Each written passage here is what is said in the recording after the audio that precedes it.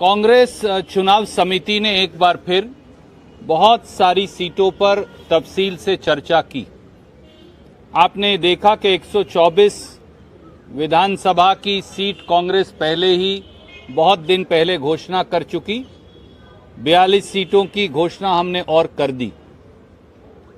कांग्रेस ने तो 2/3 से ज्यादा सीटों की घोषणा कर दी, पर बीजेपी एक सीट की भी घोषणा नहीं कर पाई। क्या हम जेपी नड्डा जी से पूछ सकते हैं, नड्डा साहब आपको किस बात का डर सताता है? नड्डा साहब को डर क्यों लगता है?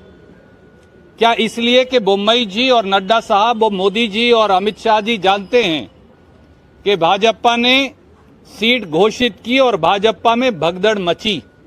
भगदड़ के डर से वो सीट अनाउंस करने से डर रहे हैं। नड्डा साहब डरिए मत, क्योंकि 40% कमीशन के भ्रष्टाचार का सच तो 6.5 करोड़ से अधिक कर्नाटका के हमारे भाई बहन जान चुके हैं। और कब तक आप खैर मनाएंगे? मुख्यमंत्री कहते हैं मैं अपनी सीट से नहीं लड़ूंगा, मुझे दूसरी सीट दे दीजिए। अधिकतर मंत्री कहते हैं मैं अपनी सीट से नहीं लड़ूंगा, मुझे दूसरी सीट दे दीजिए। भैया, अगर आपके पास लड़ने वाले उम्मीदवार बचे ही नहीं हैं तो कुछ फिल्म स्टार भर्ती करो, उनको टिकट दो, कुछ फिल्म एक्ट्रेसेस भर्ती करो, शायद आपकी बात बन जाए। शायद इसी वजह से आप सीट अनाउंस नहीं कर रहे।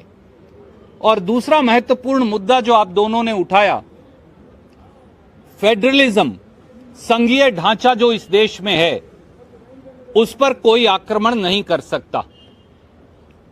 भारतीय जनता पार्टी की महाराष्ट्र की नाजायज सरकार ने, क्योंकि वो वोट से चुनी हुई सरकार नहीं, वो भगोड़ों को इकट्ठा करके बनाई हुई शिंदे सरकार है, तो भाजपा की भगोड़ी महाराष्ट्र सरकार ने अपनी एक स्कीम कर्नाटक के 500 और 600 गांव के अंदर लागू कर दी और 94 करोड़ रुपया आवंटित भी कर दिए। हम ये सवाल पूछते हैं मोदी जी और अमित शाह जी से, क्या आप इस देश में सिविल वॉर करवाना चाहते हैं?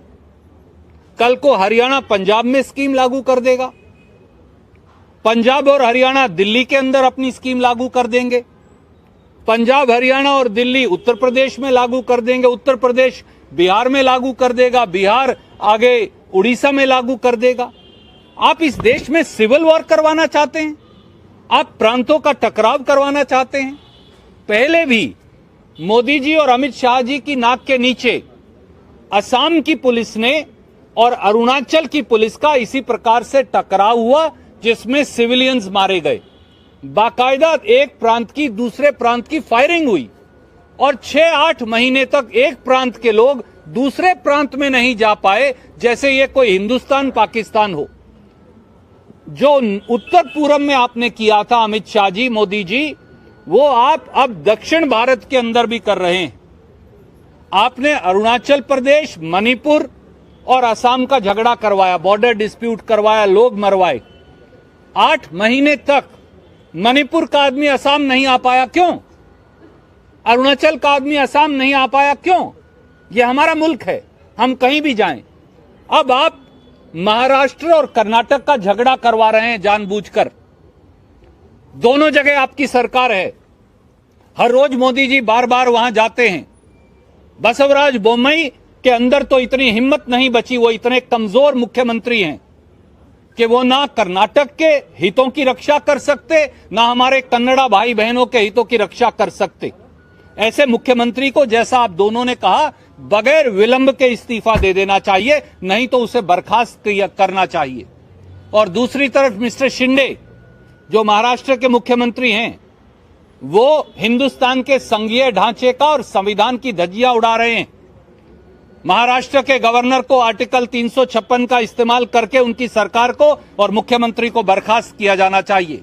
उधर महाराष्ट्र के मुख्यमंत्री बर्खास्त हों, इधर कर्नाटक के मुख्यमंत्री बर्खास्त हों, क्योंकि भाजपा के पास अब कोई मुद्दा नहीं बचा। उन्होंने सारे हथकंडे अपना लिए, हिंदू मुसलमान, शमशान कब्रिस्तान, जातियों का टकराव, SC ST का टकराव, लिंगायत वोका लीगा का टकराव, अब कुछ नहीं बचा तो अब प्रांतों का टकराव करवा रहे हैं। केवल और केवल तोड़ने की ये नीति है। जब उनके पास सब खत्म हो गया तो अब वो चाहते हैं कि महाराष्ट्र और कर्नाटक का टकराव हो, लोग आपस में मरें, पुलिस एक दूसरे पर गोली चलाएं और ये रोटियां सेकें। हम ऐसा नहीं होने देंगे, क्योंकि भारतीय राष्ट्रीय कांग्रेस अभी जिंदा है।